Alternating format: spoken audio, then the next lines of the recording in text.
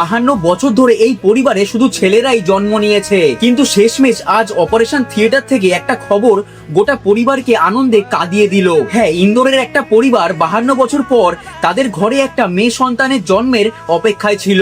Operation থিয়েটারের বাইরে পরিবারের সবাই হাত জোর করে দাঁড়িয়েছিল। সবার চোখ ছিল ডাক্তারের দিকে আর মনে ছিল শুধু একটাই আশা। এরপর ইন্দোরের ডাক্তার বেলা শাও সদ্য জন্মানো মেয়েটিকে কোলে করে নিয়ে বাইরে এলেন। পরিবারের সবাই যখন জানতে পারলো মেয়ে হয়েছে, তখন সবাই হাততালি দিয়ে আনন্দে মেতে উঠলো ওখানেই। কেউ ডাক্তারকে জড়িয়ে ধরলেন, কেউ আবার নিজের পরিবারের সদস্যদের। আবার আনন্দে অনেকেরই চোখ থেকে জল বেরিয়ে এলো। ওই ডাক্তার এই ভিডিও সোশ্যাল মিডিয়ায় শেয়ার করে লিখেছেন, কখনো কখনো চমৎকারের একটা মুহূর্ত আসতে কয়েক প্রজন্ম লেগে যায়। 52 বছর পরে এই পরিবারে একটি মেয়ে সন্তানের আশীর্বাদ হয়েছে। সোশ্যাল মিডিয়ায় এটা ভাইরাল হতেই মানুষ কমেন্টে লিখছে, এমন হাসি খুশি যেন সবার ঘরে আসুক। আচ্ছা, তোমাদের কেমন লাগলো কমেন্ট করে অবশ্যই জানিও।